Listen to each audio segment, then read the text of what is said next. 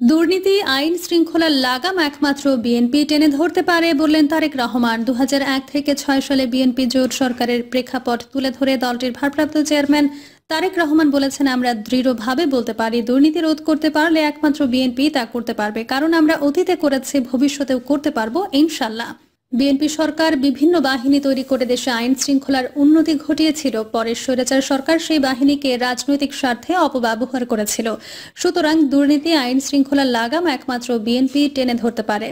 রোববার রাজধানীর খামারবাড়ি কৃষিবিদ ইনস্টিটিউটের 7 দিন ব্যাপী কর্মসূচি বিএনপির দেশ গড়ার পরিকল্পনা অনুষ্ঠানের সমাপনী বক্তব্যে এসব কথা বলেন তিনি। এতে সভাপতিত্ব করেন দলের সিনিয়র যুগ্ম মহাসচিব রুহুল কবির রিজভী। তারেক রহমান বলেন, দেশ স্বাধীন হওয়ার পরে 90-এর স্বৈরাচার আন্দোলনের পরে বিভিন্ন সংকটের সময়ে যখন বিএনপিকে দেশ পরিচালনার দায়িত্ব দেওয়া হয়েছে, তখন বিএনপির অবস্থার পরিবর্তন ঘটিয়েছে, অবস্থার উন্নতি করেছে। এই মুহূর্তে আমরা